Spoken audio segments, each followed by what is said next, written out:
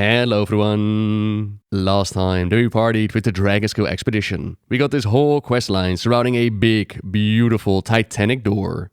Secrets were locked behind this amazing door, but our friends Toddy Whiskers and Nalaidia Rivergleam were gonna need some time to set things up and get the door open. After opening up a bunch of expedition packs, dig through mountains of dirt, we increase your renown all the way to 24 to be invited over again and finally open that door. Setting foot inside of the Hall of Records, where none have gone for millennia. Let's have a look-see at all the naughty secrets that Keeper Tyr wanted to hide. We got the Hall of Samples and the Hall of the Aspects. Starting with the Aspects one. The data inside here, it's expired, but the Prime records are still intact. We see holograms of the original 5 aspects within the chamber. Each of them, they've got items around them symbolizing their powers and charge, like Ysera with nature or Malygos with magic. Yet what does stand out that Neltharion, the aspect of Earth, who sadly didn't get his own unique dragon model, they have no element of Earth around them, rather just a set of weaponry. As Toddy checks out the information, they can't make heads or tails of the records for Nosdormu. They're as convoluted as those time-traveling bronze dragons. Alexstrasza's console reveals that she was clutchmates with Ysera. Interestingly, they also had a brother, but it seems that he fell sometime before the aspects were created. It looks like Ysera was always the gentle one. It says here that she thought peace could be made with the undead. That's odd. None of our history mentions fighting undead. And it says here that before Malygos became an aspect, he almost succumbed to undeath. That doesn't make any sense. What undeath are they talking about? And Neltharion used to be one of Alexstrasza's closest friends and confidants. It must have broken her heart to see him fall to madness. The information that they give us here, it's not new information, but it is new for being in the game. Outside of it, we learned all of this before from the novel Dawn of the Aspects. As the title implies, this is their origin story, in the days where Azeroth was still incredibly primal, and they weren't even dragons yet. As Malygos had promised, he had found her clutch brother, or what remained of him. Khalig now wished that his host would turn away, but Malygos eyed the corpse with growing interest as he tried to make sense of the death. Alexstrasza's sibling had perished violently. Not a surprise in this world. But he had not simply been slain in some duel with another proto-dragon. No breath weapon, which with Khalig was familiar, or that even Malygos recognized, would have left the corpse in such a horrible, desiccated state. The fire-orange male was nothing more than a shriveled mass of skin and bone. And what was worse, the contorted visage gave every indication that Alexstrasza's brother had suffered throughout the entire monstrous process. Alexstrasza continued to mourn. The undead that they're talking about here, the one that Ysera tried to broker peace with, that would be Galakrond, the massive corrupted proto-dragon that became so large that it not only dominated the skies and all of their hunting grounds, it also started to devour its own kind, puke them out, make like zombie proto-dragons, and then even start to eat those as well. Tons of rock and dirt flew up as the malformed Leviathan burst free. Malygos gazed at Galakrond with new dismay. Not only was he larger, but he was also more misshapen. His entire body was covered in growths, some of them simply lumps, other fully formed parts. Many of the latter twitched. Eyes surveyed the world in every direction, but most fixed upon the tiny figure now heading directly towards Galakrond. But another proto-dragon, sleek and fire-orange, suddenly dived from above and seized Ysera just as Galakrond took a snap at the yellowish female.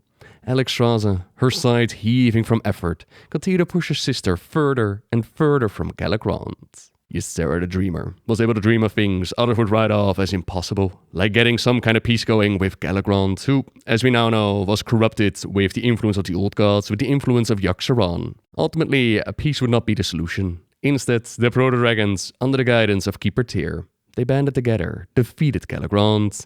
The creature's bones can still be found within Dragonblight. In the story that they came up with, that was that Galakrond, he was going to be the progenitor of all the dragons, which was a lie and a secret, as we know that the dragons, they originate from proto-dragons, and that's the whole foundation of the conflict within Dragonflight.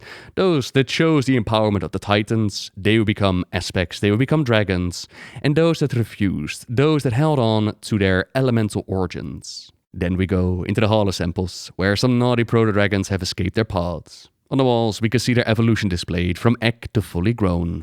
With the use of a titanic device, we can mind control the proto-dragons back to their stasis pods, which has a projection of Tyr pop up, explaining some of his findings. Element of Fire has seen one of the most successful adoption rates of the species, with subjects able to hurl globes of fire hot enough to melt metal.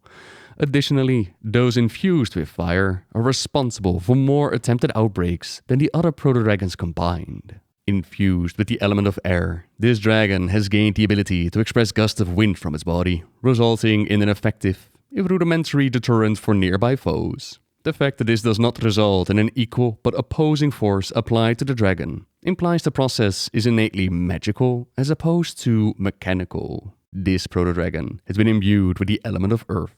It exhibits an increase in skill density, with a minor reduction in flexibility compared to baseline proto-dragons.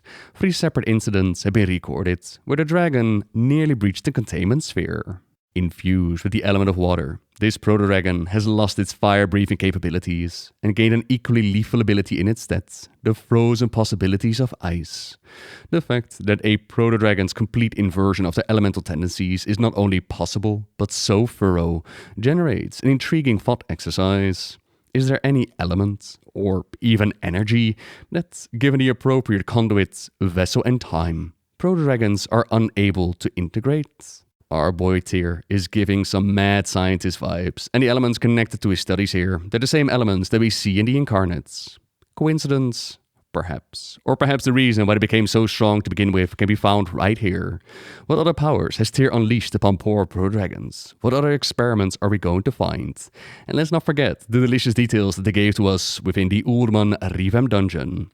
Tyr set up the Halls of Infusion to infuse the dragons with order magic even before they were hatched. By ingesting the water, or causing their eggs to absorb its effects, it should be possible to keep even the most willful dragons aligned with the Titan's philosophies.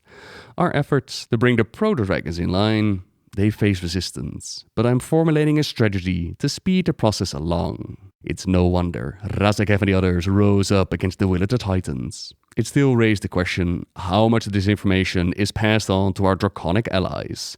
How would they view their friend Tyr and the others if they knew the manipulation involved? Time will tell, I suppose. For now, we finish things here by unlocking 3 discs by moving the key of Vigilance, Burden and Judgment.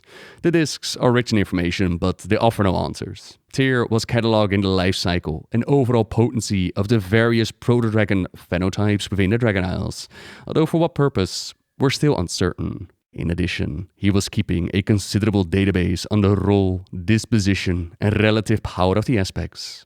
Tyr's interest in the aspects seems logical, but the proto-dragons, somewhat less so. But the fact that he went to such lengths to keep the facility and its contents a secret, that's the real mystery. Our leads are dried up for now, at least until we can parse more information from these discs. Until then, we'll have to stay observant and follow the clues. You never know where the next adventure will come from. So for now, thank you very much for watching, everyone. Subscribe if you like my videos, leave a like if you enjoyed this one, and until next time, see ya!